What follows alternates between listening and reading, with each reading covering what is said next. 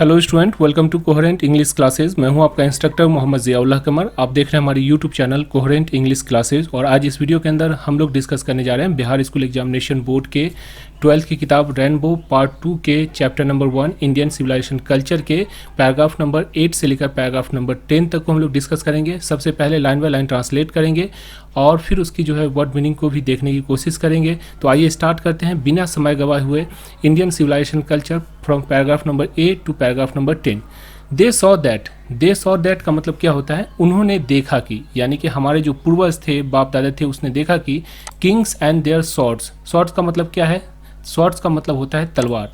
तो जो राजा है और उसकी जो तलवार है, मतलब यहाँ पे तलवार का मतलब क्या हुआ? ताकत। तो राजा और उसकी जो ताकत है वेयर इन्फीरियर का मतलब क्या होता है? बेकार। इन्फीरियर का मतलब क्या होता है? बेकार। To the swords of ethics, यानी जो एथिक्स का मतलब होता है नैतिकता। तो नैतिकता की जो तलवार है या नैतिकता की जो ताकत है, यहाँ पे तलवार का मतलब क्या हुआ? ताकत। तो नैतिकता की जो ताकत है वो राजा और उसकी जो तलवार है उसकी ताकत से कहीं बेहतर है। यानी एक नैतिकवान व्यक्ति एक राजा से कई गुना बेहतर होता है। किसकी सोच थी? हमारे पूर्वजों की। एंड दे देयरफॉर, और इसलिए उन्होंने, यानी हमारे पूर्वजों ने, held the sovereigns of the earth to be inferior to the rishis and fakir. इसीलिए हमारे जो पूर्वज थे उनके दिमाग में ये था कि धरती के जो राजा हैं, सॉवरीन्स का मतलब क्या होता है? राजा। सर्वा जो होते हैं उसको कहते हैं। तो धरती के जो राजा हैं उसको ऋषियों और फकीरों से नीच समझा। मतलब कि जो धरती का जो राजा है, धरती का जो मालिक है, उसको जो है फकीर और जो ऋषि होते थे उससे जो है घटिया इंसान समझते थे। And a nation with a constitution like this is fitter. Fit बना। फिट का मतलब क्या है? आप फिट हैं मतलब क्या होता है? आप किसी कार्य करने के लिए क्या है? सक्षम होना, है ना। तो फिटर का मतलब क्या हो गया? सक्षम। फिट से बना है फिटर। डिग्री जो होता है पॉजिटिव डिग्री, कंपैरेटिव डिग्री और सुपरलेटिव डिग्री। तो यहाँ पर जो ये क्या हो गया? कंपैरेटिव डिग्री हुआ। तो फिट करना है मतलब कि जो यहाँ पे ये बताने की कोशिश की जा रही है कि हमारा जो राष्ट्रीय संविधान है is fitter to teach other than to learn from others. यानी कि हमारा जो संविधान है, संविधान का मतलब यहाँ पे कि हमारे जो समाज की ताना बाना है, हमारे समाज के अंदर जो व्यवस्था प्रचलित है वो जो है फिटर है, यानी कि वो जो है सक्षम है दूसरों को सिखाने के लिए, ना कि दूसरों को हम सीखते हैं। तो हमारे अंदर क्या होता है अभी कि हम लोग क्या करते हैं कि विदेशी जो होती है या फिर वेस्टर्न जो कल्चर होती है उसको हम लोग क्या कर लेते हैं? एडॉप्ट कर लेते हैं। तो गांधी जी ये कहते हैं कि हमारी जो व्यवस्था है, हमारी जो संविधान है, हमारी जो रीति रिवाज है, हमारा जो कल्चर है वो दूसरों को सिखाने में सक्षम है, ना कि दूसरों से सीखने में सक्षम है। यानी कि हमारा जो कल्चर है वो बेहतर है, सबसे बेहतरीन है।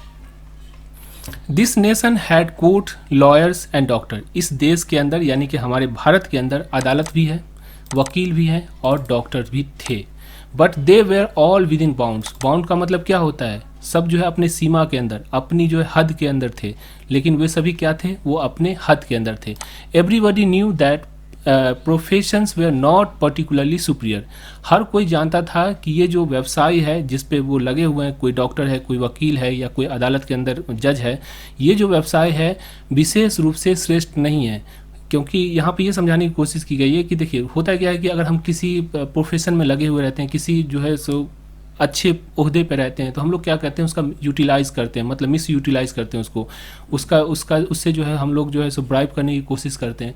तो गांधी जी कहते हैं कि पहले जो भारत हुआ करता था तो उसके अंदर ये सारे जो थे, डॉक्टर हो या वकील हो या अदालत हो, ये जो समझते थे कि ये जो व्यवसाय है, ये जो ओहदा हमें दिया गया है, ये श्रेष्ठ नहीं है। मोर ओवर, इसके अलावा this vakils and bad did not rob people. ये जो वकील और डॉक्टर लोग थे, लोगों को लूटते नहीं थे। रॉब का मतलब क्या होता है? लूटना। तो डॉक्टर को लूटते नहीं थे। दे वर कंसीडर पीपल डिपेंडेंट। वे लोगों पे आश्रित समझे जाते थे, मतलब कि लोगों के एक जो है सो सेवक के रूप में अपने आप को जो है पेश करते थे, अपने आप को जो है लोगों का सेवक समझते थे। नॉट देयर मास्टर, ना कि उसके स्वामी। Justice was tolerably fair. न्याय संगत निष्पक्ष था, यानी न्याय व्यवस्था जो थी वो निष्पक्ष थी। The ordinary rule was to avoid courts. और साधारण जो नियम बनाए गए थे वो अदालत से बचने के लिए था। यानी कि जैसे छोटा मोटा कोई झगड़ा हो या कुछ ऐसा हो तो गांव लेवल पे ही या अपने पारिवारिक लेवल पे ही या अपने जो है घर परिवार के अंदर ही इसको सुलझा लिया जाता था, ना कि इसको जो है कोर्ट में ले जाकर इसको सुलझाया जाता था। There were no tout to lure people into them, इसमें लोगों को लुभाने की कोई व्यवस्था न थी, यानी कि लोगों को अपनी ओर आकर्षित करना, उसका पैसा लूटना, इस तरह की कोई व्यवस्था नहीं थी। This evil too was noticeable only in and around capital, और ये जो लोगों को फंसाने की जो व्यवस्था थी, ये सिर्फ और सिर्फ जो है भारतीय जो शहरी इलाका होता था, कैपिटल यानी शहरी इलाके की जो राजधानी होती थी, उसमें ये बुराई जो है उसके आसपास देखी जा सकती थी। The common people live independently, आम लोग जो है स्वतंत्र रूप से रहते, and followed there agricultural occupation, और अपनी जो कृषि का जो व्यवसाय है, काम जो खेती बाड़ी जो है उसका व्यवसाय किया करते थे, मतलब खेती बाड़ी का काम करते थे। दे इंजॉयड ट्रू होम रूल, वे घर की ज़िंदगी का सच्चा आनंद लिया करते थे। कौन? हमारे पूर्वज। तो ये रहा आपका पैराग्राफ नंबर 8। और हम आप सभी से रिक्वेस्ट करते हैं कि अगर आप बिहार स्कूल एग्जामिनेशन बोर्ड के टीचर हैं या स्टूडेंट हैं, तो आपके लिए ये किताब रेनबो स्नैपशॉट पार्ट 2 ये 12वीं की है। इसी तरह 11वीं की भी रेनबो स्नैपशॉट पार्ट 1 आती है, और जो है एक 10वीं की भी किताब आती है। आप इस नंबर पे 9065829862 पे कॉल करके इस किताब के बारे में जानकारी ले सकते हैं। इसके अंदर सबसे बड़ी फ़ायदा क्या है, देखिए आप बिहार के स्टूडेंट, बिहार के अंदर, जैसे मैं भी बिहार से एक स्टूडेंट था, और मैं भी जब पढ़ाई करता था, तो सबसे पहली परेशानी क्या थी? परेशानी ये थी कि इसका जो इंग्लिश है, जैसे मान लीजिए कि ये जो पैराग्राफ हमने पढ़ा, अब इसमें बहुत सारे ऐसे वर्ड है, जैसे मान लीजिए यहाँ पे डिपेंडेंट, तो डिपेंडेंट अब जो है हम लोग क्या करते हैं कि हमको बोलने ही नहीं आता, उच्चारण ही नहीं आता है, तो इसको हम लोग क्या किए, इस किताब के अंदर क्या किए, पूरा डाल दिए। देखिए यहाँ पे they saw that kings and their swords, देखते हैं यहाँ पे swords were inferior to the swords of ethics and therefore held the sovereigns of the earth to be inferior to the rishis and fakir. तो इस तरह से ये जो इंग्लिश दिया हुआ है आपका, उसका जो है यहाँ पे उच्चारण भी दे दिया है। तो वो सारे स्टूडेंट या टीचर्स जिसको थोड़ा सा भी प्रोनाउंसिएशन का प्रॉब्लम होता है, तो ये किताब आप मंगवा कर घर पे बैठकर पढ़ सकते हैं। इस किताब की दाम कितनी है? इस किताब का दाम है 532 पेज टोटल किताब होती है, 300 रुपया हम लोग किताब का लेते हैं, प्लस 70 रुपया जो पोस्टेज चार्ज होता है, जो कि आपको भेजने का जो खर्च होता है इसके अंदर ही इंक्लूड होता है। तो टोटल 400 रुपये में आपको ये किताब आपके घर पे पहुंच जाती है।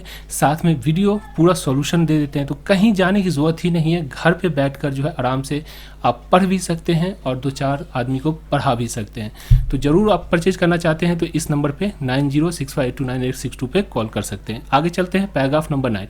द इंडियन सिविलाइजेशन, भारतीय सभ्यता, एज डिस्क्राइब्ड बाय मी, जैसा कि मेरे द्वारा वर्णित है, has been so described by it votaries, इसके जो तरफदार हैं, मतलब इसके जो पक्षधर हैं, जो भारतीय सभ्यता का पक्ष लेते हैं, शुभचिंतक हैं, उनके द्वारा भी इसी तरह वर्णित किया गया है। यानी कि जो भी भारतीय सभ्यता से मोहब्बत करता है वो भारतीय सभ्यता को सबसे बेहतरीन और सबसे अच्छा पाता है।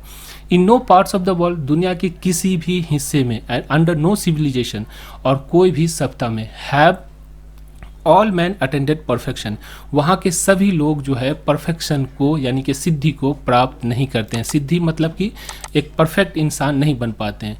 The tendency of Indian civilization is to elevate the moral being, भारतीय जो सभ्यता है उसकी जो प्रवृत्ति है, उसकी जो खासियत है, वो क्या है कि नैतिकता को की जो नैतिक जो स्तर है उसको बढ़ाने की कोशिश करता है, यानी हमारे अंदर नैतिकता लाने की कोशिश करता है, हमें लालच और एक लालची इंसान बनाने से रोकता है। कौन? भारतीय सभ्यता। वही जो है that of the western civilization is to propagate immorality, वही जो वेस्टर्न सभ्यता है, जो पश्चिमी देश की सभ्यता है, वो क्या करती है, वो अनैतिकता जो होती है, लालच, लूट खसोट, उसके प्रचार प्रसार करती है, मतलब उसको बढ़ावा देती है। लेकिन हमारी भारतीय सभ्यता क्या करती है? नैतिकता को बढ़ावा देती है। The latter is godless, the former is based on the belief in God, बाद वाला ईश्वर विहीन है, पूर्व वाला ईश्वर में विश्वास रखने वाला। यानी कि देखिए द लेटर इज गॉडलेस, जो लेटर मतलब कि सबसे जो पहले वाला जो है वो क्या है, ये जो बाद वाला जो है यानी वेस्टर्न सिविलाइजेशन है वो क्या है? गॉडलेस। देखिए गॉडलेस का मतलब इसमें खुदा का डर खौफ नहीं है। द फॉर्मर जो पीछे वाला यानी जो भारतीय सभ्यता है, जो इंडियन सिविलाइजेशन है, उसके अंदर क्या है? बिलीफ इन गॉड, वो भगवान में विश्वास रखता है। उसको पता है कि मरने के बाद अगर हम किसी का कुछ लूटेंगे या किसी को हम तरपाएंगे या सताएंगे तो क्या होगा, हमें फिर नर्क भी मिलने वाला है। तो यही सबसे बड़ी खासियत है कि जो भारतीय सप्ताह है उसके अंदर क्या होता है, नैतिकता को बढ़ावा दिया जाता है और लोगों को डराया जाता है स्वर्ग और नर्क से। लेकिन जो वेस्टर्न कल्चर है उसके अंदर क्या है, जिसको भी लूटना चाहो लूट लो, जिसको खसोटना चाहो खसोट लो। ठीक है। सो अंडरस्टैंडिंग सो बिलीविंग, बहुत ही समझने लायक और बहुत ही विश्वास करने योग्य। यानी इस बात को अगर गौर से देखें कि पहले वाला भगवान जो पहले है यानी कि भारतीय सप्ताह है वो भगवान में विश्वास करता है। तो भगवान में विश्वास करने वाला आदमी कभी गलत काम नहीं करता है। गलत काम कौन करता है, जिसको भगवान पर भरोसा नहीं होता है या वो ये मानता है कि भगवान जो है ही नहीं, तो वो इंसान जो है गलत काम करता है। It behoves every lovers of India, यह भारत से प्यार करने वालों का कर्तव्य है। बिहूव्स का मतलब क्या हुआ, कर्तव्य या जिम्मेदारी। तो इस भारत से प्यार करने वालों की ये जिम्मेदारी है to cling to the old Indian civilization even as child cling to the mother breast. मतलब कि भारत उनकी जो ये जिम्मेदारी है कि भारत की जो पुरानी सत्ता है, जो हमारी ओल्ड इंडियन सिविलाइजेशन है, उससे ऐसे चिपक जाए जैसे एक बच्चा जो है माँ की छाती से, जैसे बच्चा दूध पीता है तो माँ की छाती से चिपक जाता है, उसी तरह हमें सच्चे भारतीयों का कर्तव्य ये है कि हम अपने भारतीय सत्ता से क्या करें, दिल लगाकर और मतलब हम अपने सच्ची मन से जो अपने भारतीय सत्ता को अपनाएं, अपनी ज़िंदगी के अंदर उतारें। यहाँ पे आपका प्रोनाउंसिएशन दिया हुआ है, प्रोनाउंसिएशन आप किताब ज़रूर खरीद लीजिए। इसमें देखिए, जब तक आप किताब नहीं खरीदिएगा, जब तक आप पढ़ना स्टार्ट नहीं कीजिएगा, आज हम जो आपको सामने पढ़ा रहे हैं, क्या लगता है कि हम इसी तरह पढ़ते थे? नहीं, हमारी भी इंग्लिश आपके ही जैसी थी। हम भी जो बिहार बोर्ड के अंदर जो है सो बहुत परेशानी होती थी। हमने ये किताब जो है हम लोग के समय से स्टार्ट हुई थी, लेकिन हम इस किताब को सही से पढ़ भी नहीं सकते थे और उससे क्या होता था, डर के मारे हम रख देते थे। तो देखिए, कोई भी बीमारी को अगर जड़ से ख़त्म करना है तो क्या करना होता है, उसके लिए प्रिकॉशन लेना होता है। अगर बीमारी को जड़ से ख़त्म नहीं करना चाहिएगा, या बीमारी आप जानते हैं कि आपके अंदर है, परेशानी है आपके अंदर, उसको उस पर काम नहीं कीजिएगा तो क्या वो बीमारी ख़त्म होगी? नहीं होगी। तो उसी तरह इंग्लिश के डर से आपको घबराने की ज़रूरत नहीं है, पढ़ना स्टार्ट कीजिए। पढ़ने से सबसे बड़ी चीज़ होती है, जब कोई काम करने लगते हैं तो जो डर होता है उस काम के प्रति, वो डर ख़त्म हो जाती है और फिर आपका जो कॉन्फिडेंस लेवल होता है वो बिल्डअप करता है। अभी से आपके पास 1 साल का समय है, आराम से बैठ कर जो है पढ़ाई कर सकते हैं। आगे चलिए। I am no hater of the West. फिर गांधी जी कहते हैं कि मैं जो पश्चिम सत्ता है उसका निंदक नहीं हूँ, मैं उसकी निंदा करने वाला या उसको मैं हेट करने वाला, मैं उससे नफरत करने वाला नहीं हूँ। I am thankful to the West for many thing I have learn from the western literature. मैं पश्चिमियों के जो पश्चिम देश की जो सत्ता है या पश्चिमी लोग जो है उनका आभारी हूँ कि उसकी साहित्य से बहुत कुछ सीखने को मिला, गांधी जी को बहुत कुछ सीखने को मिला।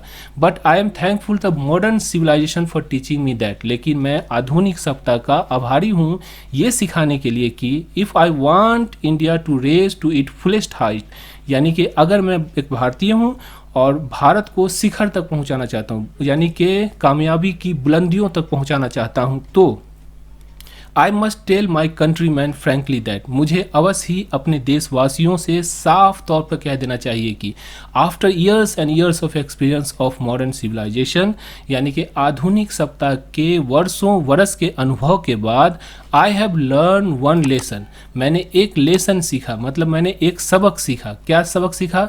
That is that we must shun it at all cost, कि ये जो सबक है वो ये है कि वो सबक जो है वो ये है कि हमें इससे, यानी कि जो वेस्टर्न सत्ता है उससे किसी भी कीमत पर दूर रहना चाहिए। सन इट मतलब कि दूर रहना चाहिए, हमें उससे जो है दूर रहना चाहिए। क्यों दूर रहना चाहिए?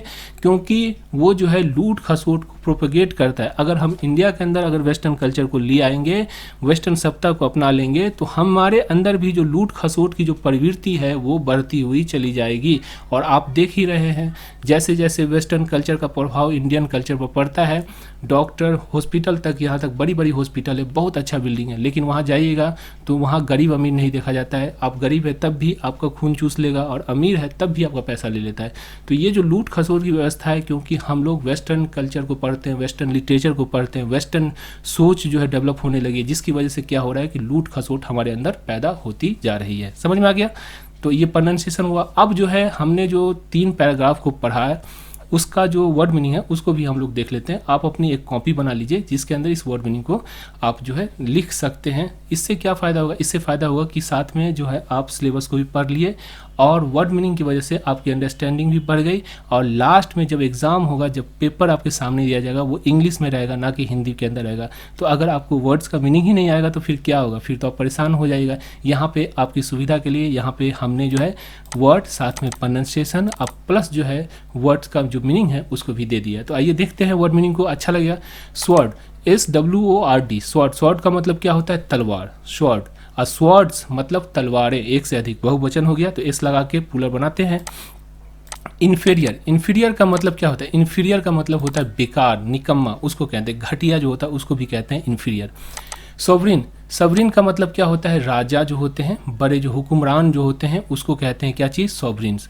कॉन्स्टिट्यूशन, कॉन्स्टिट्यूशन का मतलब क्या होता है, संविधान। फिट से बना है, फिटर, फिटर का मतलब क्या हुआ, सक्षम। जैसे हम कहेंगे मैं इस काम में फिट नहीं हूँ, मतलब कि मैं इस काम में सक्षम नहीं हूँ, तो फिटर जो हो गया मतलब सक्षम। समझ में आ गया। आगे चलते हैं। बाउंड्स, बाउंड्स का मतलब होता है सीमा, बाउंड्री से बना है बाउंड, बाउंड का मतलब सीमा या हद या किसी अपने हद में रहना, मतलब बी इन योर बाउंड्स, मतलब अपने हद में रहो। प्रोफेशन, प्रोफेशन का मतलब क्या होता है, व्यवसाय होता है। सुपीरियर का मतलब क्या होता है, श्रेष्ठ होता है। डिपेंडेंट, यहाँ लिखा हुआ है डिपेंडेंट का मतलब आश्रित, किसी पर निर्भर होना। जैसे मेरे माता पिता जब बूढ़े हो जाएंगे तो मेरे ऊपर आश्रित होंगे, यानी खाना भी है अगर खाना चाहेंगे तो हम ही उनको ले जाकर देंगे तभी वो खाएंगे। तो आश्रित होना, किसी के ऊपर डिपेंड हो जाना, ठीक है। फेयर, फेयर का मतलब होता है निष्पक्ष। फेयर ट्रायल्स, फेयर ट्रायल्स का मतलब क्या होता है, निष्पक्ष, मतलब कि साफ सुथरा, किसी का पक्ष नहीं लेना, तो निष्पक्ष कहलाता है। इंडिपेंडेंटली का मतलब होता है स्वतंत्र रूप से। डिस्क्राइब्ड का मतलब होता है वर्णित करना। परफेक्शन का मतलब क्या होता है, सिद्धि। बिहूव्स का मतलब होता है कर्तव्य या जिम्मेदारी। फुलेस्ट हाइट मतलब शिखर। कंट्रीमैन का मतलब होता है देशवासियों, मेन लगा हुआ है, ई एन लगा हुआ है इसलिए देशवासियों। अगर कंट्रीमैन का मतलब हो गया देशवासी या ग्रामीण इलाका का रहने वाला जो आदमी होता है उसको भी हम लोग क्या कहते हैं, कंट्रीमैन कहते हैं। फ्रैंकली, फ्रैंकली माने साफ तौर पर। समझ में आ गया। तो इस तरह से हमने पैराग्राफ नंबर 8, 9, 10 को हमने पढ़ा और इसके वर्ड मीनिंग को भी देखने की कोशिश की। थोड़ी सादी थी, इसकी वजह से 10-12 रोज से हम लोग जो वीडियो नहीं बना रहे थे, अब जो है कंटिन्यूअस हम लोग बनाते हुए चलेंगे। तो अगर आप इस चैनल पे नए हैं तो चैनल को सब्सक्राइब कर लीजिए और जो है सो इसकी नोटिफिकेशन को भी ऑन कर दीजिए ताकि आपकी जो वीडियो है कंटिन्यूअसली हम लोग इसको पढ़ाते हुए चले। Thank you so much for watching coherent English classes.